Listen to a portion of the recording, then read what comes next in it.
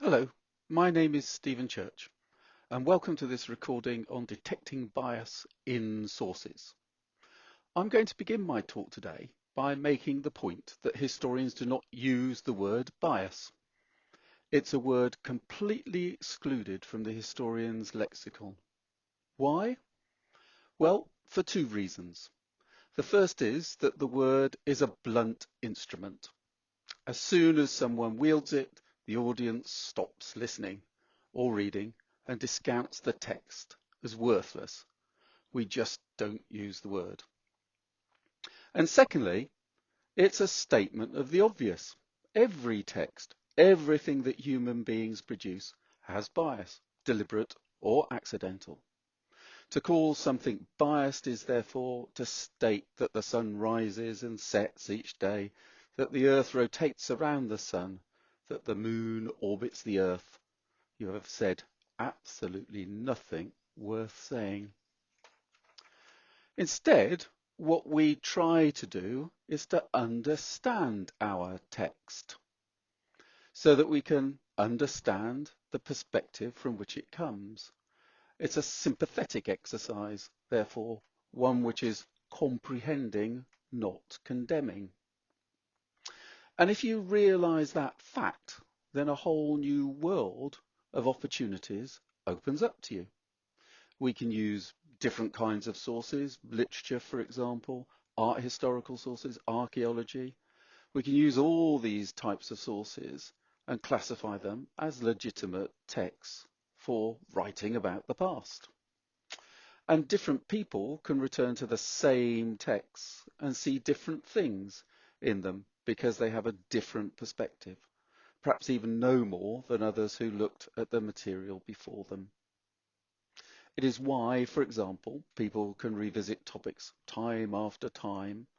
We don't need to find new sources, though of course finding new sources is always nice, because we can ask new questions or apply new approaches to well-known sources. So how do we get to know our sources? Well, there are some basic questions that we must first ask. We must ask who wrote the text, when was the text written, and why was the text produced? And the answers to these questions aren't just a name, a date, and a reason. We have to begin to understand something about the person, his or her life, their upbringing, their education, what made them tick. The when is about understanding the processes by which a text came into being, and the why is about understanding motivation. So that's all very well, talking about it in the abstract. Let's see if we can put that into practice with an example. Now, I am a medievalist working on the 12th century, so my example comes from that period, but it would be work perfectly well with any other. Stick with me and you'll see what I mean. In a moment, I'm going to show you a page from a chronicle written by Robert of Torigni, Abbot of Mont Saint-Michel, on the border between Normandy and Brittany. But for the moment, what you have in front of you is a nice, pretty picture of Mont Saint-Michel and a map giving you the location of Le Mont Saint-Michel on the border between Normandy and Brittany. Now, our author, Robert of Torigni, wrote his chronicle year on year from about 1152 to his death in 1186. And the chronicle is regarded as a vital text for the period. Robert witnessed many of the events he described and was close to Henry II, King of England and Duke of Normandy. And this map on the right-hand side is supposed to represent the lands over which Henry II ruled during the course of his reign between 1154 and 1189. So Robert was close to Henry II. He was at the baptism of two of Henry II's daughters. We know that he hosted Henry II at Le Mont Saint-Michel, and he played an important role in the way in which Henry II managed to conquer Brittany. So we can safely say that Robert operated at the very top of Norman society. Le Mont Saint-Michel was also a Benedictine monastery, an immensely rich Benedictine monastery. So Robert, as its abbot, in other words, his head, its ruler, was a man of real consequence. His chronicle has weight, therefore, amongst historians.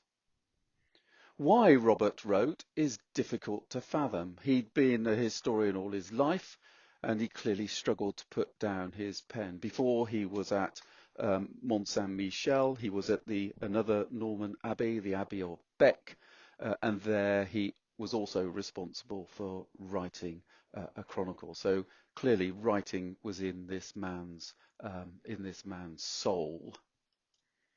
So that's a little bit of the who, when, and why.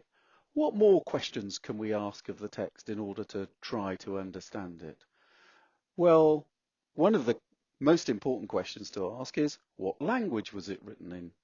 The observant amongst you will have noticed that the page I have put up before you has two sides. This left-hand side is the text in Latin, and this right-hand side is a nice, handy translation of the Latin, which the editor has done for you. The original language that Robert wrote in was Latin. So when you come to read it, or when most of us come to read it, what we're reading is not the original words that Robert wrote. What we're looking at are the words that have been translated from what Robert wrote. So we're at one remove from Robert's words. And that really matters amongst historians, because as historians we like to go directly to the original language of the text. We always need to read the original words, because translation is a subjective art, not an exact science. So the editor, having provided you with a nice English translation, has actually done you a favour, hurrah, but we want to know what the original language was as well, so we can understand the processes that have gone through in order to bring it to us.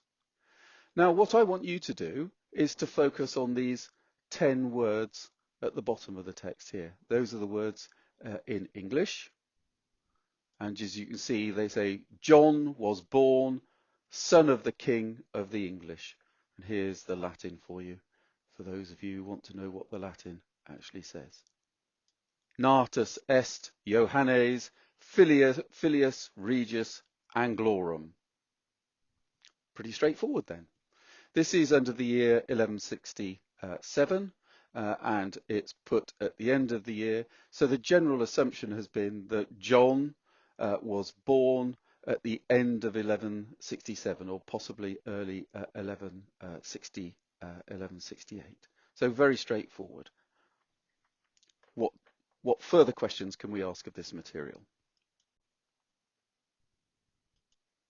Well, one of the things that we can do is to actually look at the original text. What did the original actually look like? So what you have in front of you now is Robert of Torigny's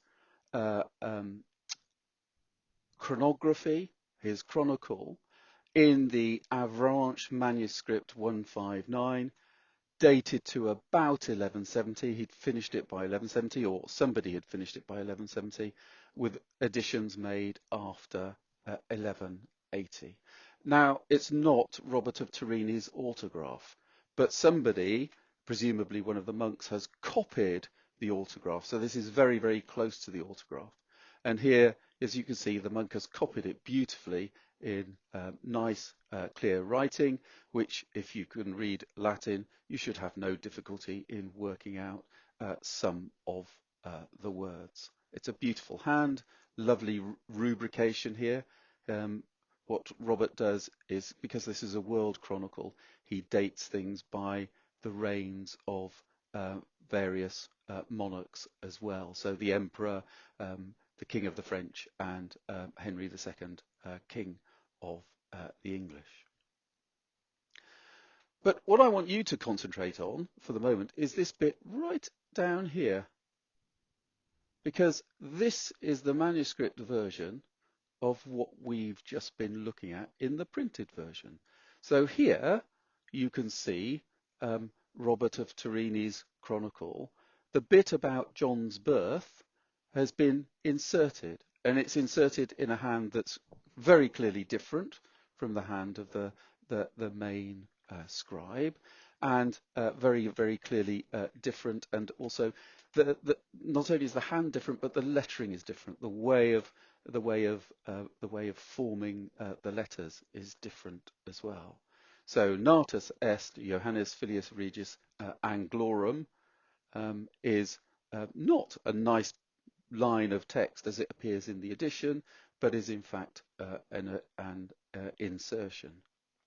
And knowing this sort of detail allows us to question the evidence of the text for the date of John's birth. And let me show you a closer example, a closer image, so that you can see again. Here is that insertion for you. And indeed, what it allows us to do is to show that, in fact, Robert of Torini, despite the fact that he was close to Henry II, was actually wrong about the dating of John's birth.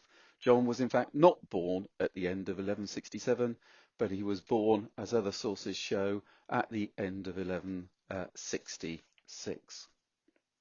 Now, I grant you, it's not the most important finding a historian ever made, but it does just goes to show how an approach to any problem, which takes into account not just the who, when and why, but also the physical artifacts, helps us to understand the texts we use to write the history of the past.